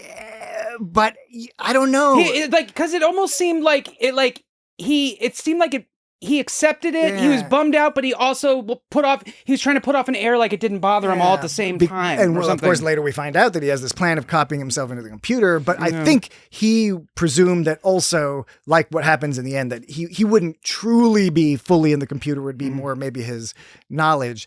It is an underexplored philosophical part of this episode. Again, this comes up a lot. They've got 40 some odd minutes. We get it. They can't talk about everything. It is very tantalizing. Yet we never get much discussion about what does it mean to be conscious? What does it mean to be alive? What's the difference between the computer and data? Obviously, there wasn't room for it in the way it was ultimately presented. Yeah. Dan, what about your list? Let's finish off the episode with your magical list. Sure. I just want to mention that one of the best scenes where Graves' Data backhands Picard in the face. He backhands him with his right hand, the back of his right hand to his right, but Picard spins to his left. Picard spun the wrong way. But that was a great scene watching Patrick Stewart. He did his own stunts there. It was pretty fucking awesome. And I have to mention that the end scene between Data and Geordi, when Data's like, Geordi, and Geordi's like, yeah. He's like, may I ask a question? He goes, I think you just did. Yeah. It's the cutest scene in the Star Trek. And because we're trying to end the podcast soon, I truly hope you won't take this the wrong way, Dan, but I thought of you when Geordi was like, I think you just did. And then Data was all like, well, may I ask another question after this one? Right.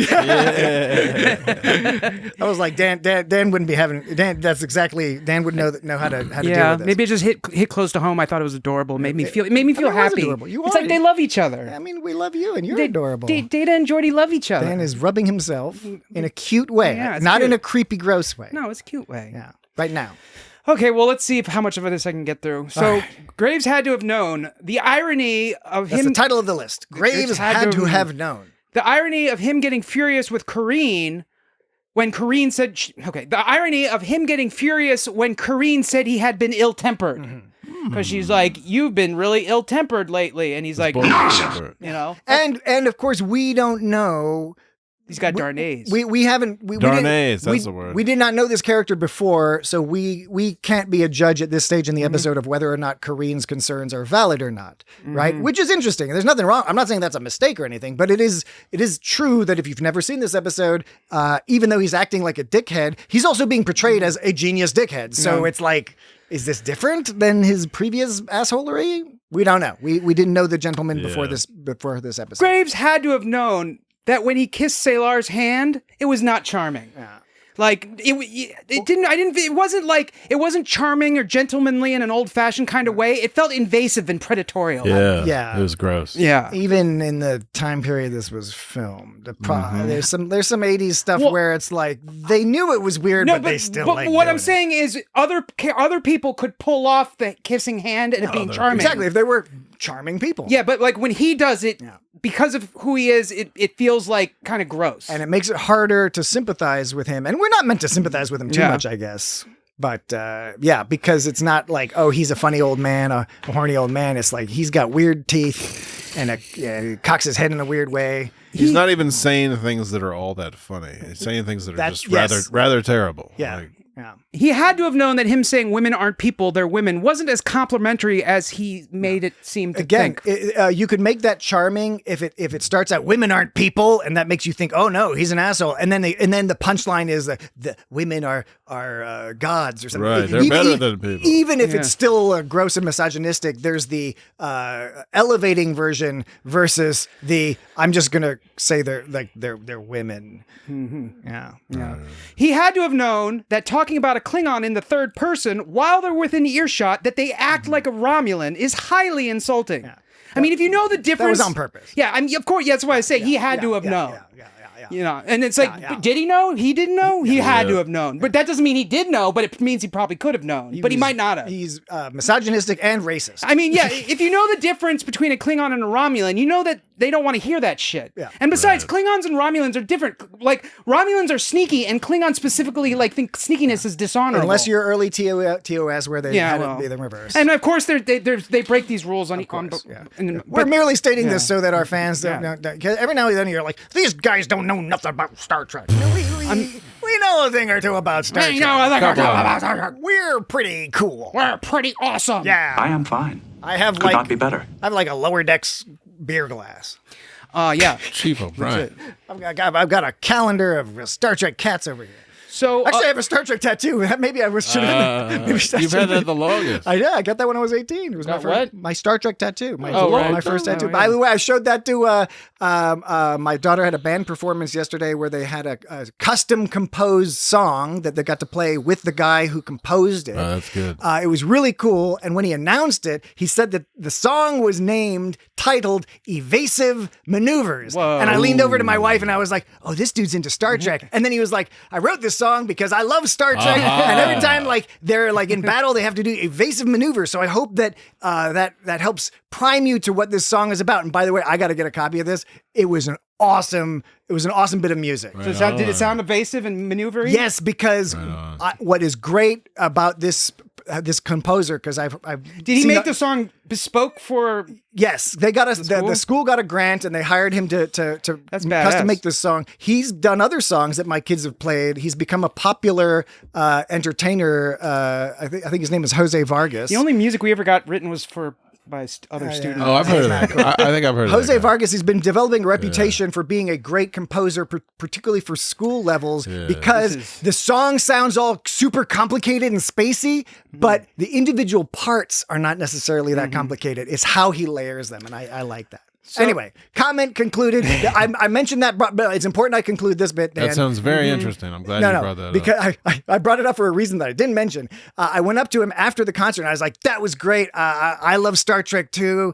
It was really cool to hear that you're a fan. And he pointed at his watch. He's like, yeah, I'm a big fan. Look at my watch band. And he had a cool watch band that had all these Star Trek deltas on it. And I was like, hey, look at my tattoo. And he looked at me like, okay, you really fucking like He Star got Trek. the fuck away. I'm backing off now. All right. They won't let you get away with it. There we go. And the tattoo was on my ass. And that's why he was like, this is a middle school auditorium. And your hoo-ha. Nah, it's on my ankle. Anus? Ankle. Sir, put your hoo-ha So, away. This is a school I have a tribble tattooed on my anus. I mentioned this already, but Graves had to have known that when he looked at data and said, this is Soong's work, absolutely no aesthetic value whatsoever, that he had to have known that Data's appearance is modeled after Soong's, and that's fucked up. Yeah, because he knew Soong. Yeah. He's a piece of Data shit. looks like Soong. Yeah. Saying, come on, gorgeous, spit it out to a doctor or anyone is kind of rude. Yes. Like anyone, like a counselor or a psychologist. Yeah. Or if somebody brings you coffee. a bosun. Yeoman. So this one's a little weird. I'm trying to figure out what I meant by this. So Graves says it must. Real quick. I'm so excited by this because so each of these has been preceded by Graves should have known. Yeah. So first of all, I recommend you do that again. And I get so excited when Dan forgets why he put something on the list. Okay. So Graves says it must be so hard for you. Wait, real quick. It's got to start. I know you're frustrated, but you got to be like Graves should have known. I have to give you his quote first. Oh, this is confusing because I told you it's confusing. Okay, yeah, the previous ones were like Graves should have known. I know. I get it. I know. That's why I'm confusing. I apologize. I prefaced it with this is confusing. Okay, so yeah. We're deviating a little you here. didn't even play the. It would be helpful if you apologize. I guess you don't need to play that clip because I did apologize. I'd make you feel better if you said you were sorry. It did. If you wish to apologize, I am prepared to listen. It helped. It made me feel better. I'm getting signals it did not make you feel better. But the overall amount of betterness in the universe has slightly increased. It must be so hard for you to be so close to being human and yet never really knowing what it's like to know pain. Graves had to have known that it's rude to point out to someone in what way they're lacking. Yes. Or even implying that the quote unquote lack is a lack. And because that's why it's weird, right? But in this instance, what Data is lacking is pain. But it's basically Graves must have known that it's rude to point out to somebody things that they lack, even if what they're lacking is pain. Yeah. And especially later, and I don't know if this is on your list too. Like his whole argument with Picard was all like, "This is a fucking robot." Also, fuck the robot. I should be alive in here. Graves should have known to follow that up. You should have known that it's also rude to say, "I feel pity for you. Your existence must be a kind of walking purgatory, neither dead nor alive, never really feeling anything, just existing, just existing." What a fucking assumptions. It's what he could be describing himself. Yeah, well, maybe it was. Maybe that's what Dan was talking about at the beginning of the podcast about loving yourself. Precisely, sir. Precisely. Yeah. Anything else on that list? It seems like there is, except you're He's holding back. He's coy in it. Yeah. Well, this one I just have like a quote, but I don't have anything following it up. Well, you can. How about you read it to us, and maybe Jesse and I can help you noodle it through. Maybe I got to follow up. Graves had to have known that he's totally giving himself away with exchanges like this. Graves' Data says, "We will try to honor him in the manner in which he specified, will we not, sir?" Yeah. Picard says, "I said we would, Data." First of all, nowhere in that scene did Picard say that. When I would look back, and it's like, did Picard say that? He never said that. Right. Then Graves' Data says, "I am glad, sir. It was his dying wish." Like, his ego just can't stop him from saying stupid things. And it gets worse from there, as we find out. Yeah. But him, like, the way he's inflecting and the way he's, like, concerned with how his fucking funeral or whatever turns out, like, he has to have known that, like, he's doing a piss poor job of hiding his non-dataness. And I think this relates a little bit to your comment, Dan, about Brent Spiner's version of Graves not really fully matching the Graves we saw. I think kind of another layer to that is that the Graves stuff is increasingly, I mean, it is funny, but it's also comical in even the most arrogant asshole people aren't quite like that arrogant. I think usually it starts to verge into the silly again, with the result that we get to see Data do some funny stuff. It's entertaining, but it starts to not be quite as believable that even this guy Graves would be saying that kind of ridiculous stuff. He had to have Graves should have known. He should have known. He should have known that. I guess he didn't know. Yes, he didn't know. He should have. I like that reference. That's a good one. He should have known that, like, he needed to do a better job of keeping it in his pants around Corrine, so he didn't have to visibly stop himself from caressing her face the first times he sees her as Data. Like, he did. He like put his hand up to her face and had to stop himself. And the whole time he has no concept of how strong Data is, so he just keeps like busting everybody up. And the thing is, again, we didn't go into it too much because this is, it's fairly light in this episode, even though it's an important part. Like, Graves' logic is, I'm a good guy because when I was an elderly dude, I didn't try to like make out and have sex with my dead partner's daughter that I've clearly raised. There's nobody else on the planet, and we don't know exactly when his partner died, but obviously Graves has been around since she's a baby, so that's already like weird, right? Mm-hmm. And then but Graves' logic is, the old man body's dead. Now I'm a young robot. Yeah. I can fuck this girl. Yeah. But it's like, no. The point is that you're like her dad or uncle or some shit. That's why it's weird. You're like an 80-year-old, 100-year-old person who's known her since she was a baby or something. That's the part of the relationship that's the problem. Yeah. Not necessarily that you're in an elderly body. It would be no problem for her to hang out with one of them Benjamin Button backwards, with somebody who's like old if they're like you know, if they're like a similar age, it's not the wrinkliness or the weird teeth or the bizarre hairline that's the issue. It's that you have an existing relationship with this person that's sort of guardian parent in style, and that doesn't, if you did really transfer your consciousness into Data, that doesn't go away. Anyway. Data can fuck some other shit.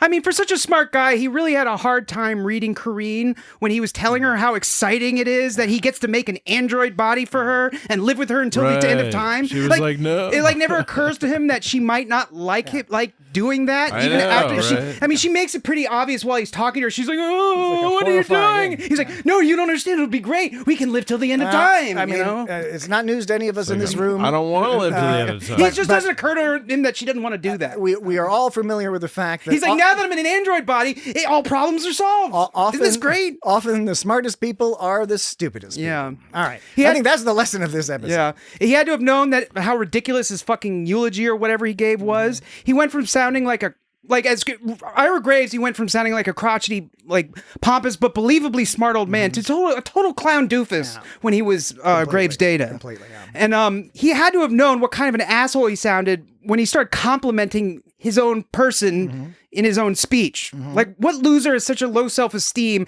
that they have to like, you know, do that when they're going incognito as another person? Well, he's been on like this planet for who the hell knows how long. We would have been smarter if he adapted his behavior to be more like Data's, but he couldn't hold himself back. He had to have known that doing this was giving himself away. Well, he was true to himself. He was so sense. He was so desperate to he had to have insecurity issues if he has to compliment himself in front of other people as another person. Yeah, he's one of the most insecure people ever on Star Trek. Right. For real. When you meet these people in real life, the danger they pose is because they're insecure, and people that insecure will go to great lengths, as this episode demonstrates, to hide or delude themselves out of their own insecurity. And he had to have known, whether he was Data or not, he had to know who starts insulting the intelligence of their crew member, especially when they're supposed to be an android. When he talked to Wesley and started telling Wesley who's a stupid piece of shit. And I like how Wesley's on the fucking bridge. And not only that, this was a great episode for Wesley because like Wesley's just like, what the fuck are you talking about? Yeah, I know. And his voice was all like extra deep. Yeah. Wesley, like, Jesus. Yeah, he did a good guys. job of that. Yeah. Totally. Well, waiting rules. And he had to have known that he had to have known that an android is not going to be talking about how great of a lover they are, because there was that the one scene where he says Riker says, "You're not turning into a philosopher, are you, Mr. Data?" He's like, "I'm many things: scholar, artist, philosopher, lover, genius." Like, come on, you had to have known that's not something a Data would say. Yeah. There was like he had to have known. Tasha Young. I'm almost done with this. He had to have known that the thing he should not have done was say, "Yes, I'm aware of your interest in her," implying that Picard was going after Kareen. If he didn't intend for Picard to hear it, you know, like he had to have known that Picard was going to hear it. Again, clearly it was intentional. It was clearly intentional. Because he's a dickhead. And he had to have known that would totally like blow up his spot even more. He must have not given a fuck at that point. That's an interesting question, because the thought, I had that same thought initially, but then the other side of it is he could just be so colossally arrogant that his brain didn't let him think about the consequences, because in his mind, no matter the consequences, he's smart enough to work around them, right? It's not that he doesn't think there might be consequences for his behavior, because that's you'd be stupid not to think that. But he could be so arrogant. I think that's another thing we unfortunately see a lot in life, that people do things that are stupid because they think they're so smart that it won't matter. Yeah. They'll wriggle out of it. So that's basically it. One more thing I have to say, though, is that I thought it was interesting on that same scene. He goes up to Picard and he's like saying, like, basically called Picard old. He goes, I detest hypocrisy. I wish they would just come out and admit it. And Picard said, "Admit what, Mr. Data?" And Data says, "That your interest in Kareen is not purely professional. Try as you will, you cannot win her heart. She does not care for older men." First of all, it's like your Data, you're like calling your captain old, like an old man. So it focused on Picard because that was an insecurity thing, because that was him projecting, because he he felt she didn't want him because he was an old man. So it's you because you're a fucking uncle or some shit. Right. And so he was actually kind of like yelling at her through Picard. Yeah. Oh yeah. He was like, because I didn't realize that at first, but when he says I detest hypocrisy, it was her hypocrisy because he thought she was going after Picard when she wouldn't go after him, and it's because they're old or whatever. But yeah, that wasn't it. But what was funny is that he said, or men of limited intellect, and the camera shot over to Riker for some reason. Like, what? So it was funny. Earlier in the episode, there was a part where like Worf was like speaking some shit about that. I think it was about the Constantinople or something, and they showed a shot of Worf. I think it was Worf standing there, and then like Riker's head appears like out of nowhere from below the screen. You just see Riker's head go bleep, like pop up from was he like walking up the ramp, or was he standing down below? It was a shot above like to the back of the bridge where the consoles back there were above the chair. So I think Riker was sitting in the chair and he just stood up. And you see his head sort of like float into the screen at the beginning. So, but good old Riker. Yeah. Well, he's Graves should have known. It was all those things. It was our records show that she and Graves are the only ones living on the planet, Captain. When Worf starts saying planet, Riker comes elevating into the scene from below and stands fully erect as Worf finishes saying Captain. Fully erect. Like fully they did it on erect purpose. Indeed. Yeah. Wow. Ammonia tornadoes. A bunch of interesting things in this episode. Interesting story. Kind of convoluted in some bits. Some things don't make sense. You get Brent Spiner gets to have some fun. Lots of weird.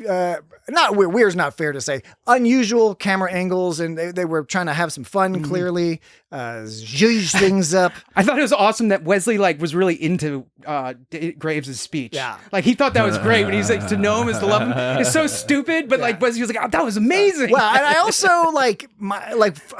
and I don't want to read too much into it. I kind of thought that like the reason Wesley was into it was that he thought like Data was being kind of like maybe not sarcastic, but he just thought it was kind of funny that like, Data was trying to like give a eulogy. I don't think he thought it was like, my impression was not that Wesley thought this was some like groundbreaking, amazing philosophical shit. I think he just thought it was kind of funny to hear Data give a shitty ass eulogy. And when Data had his psychotronic stability examination, I counted 73 images. Oh, damn, dude. That's a lot of images. Yeah. Okay. That's all I got to say. Okay. That's all I got to say.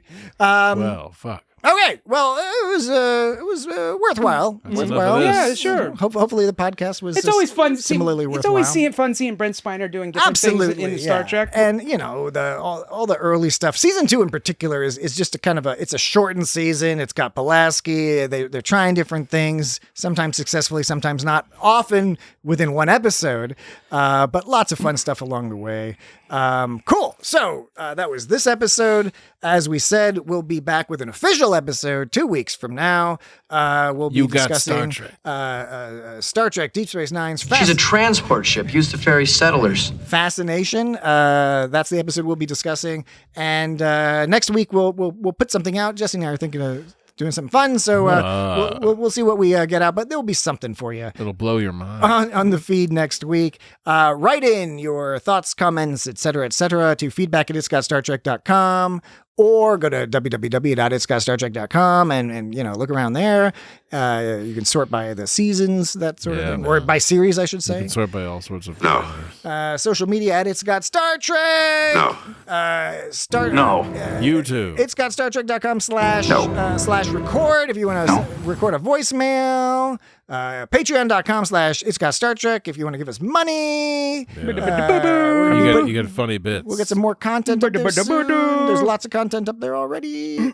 Definitely, if you don't mind, reviews are great. If you want to leave a review, Dan will write a haiku. That's a for real thing. But Dan can't if you can, subscribe to us on YouTube. We're trying to increase our subscriber count there. You don't have to listen to us there if you don't want to, but for whatever reason, people dig it. In this nightmarish hellscape we live in, the algorithm on YouTube is particularly helpful to podcasts these days. Pretty helpful. So go subscribe.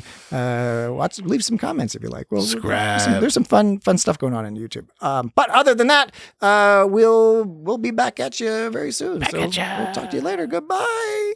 This experiment must be terminated. Now set him free. No! I'm sorry, I have to go now. Goodbye.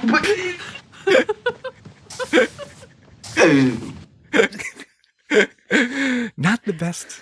Not the best Horrible, psychologist. horrible counselor. Did you damage your face, Data? It is a beard, Geordie. A fine, full, dignified beard. One which commands respect and projects thoughtfulness and dignity. Well, opinions? It's, very different. When I stroke the beard thusly, do I not appear more intellectual? I'm sorry, I have to go now. Goodbye. Why was she laughing?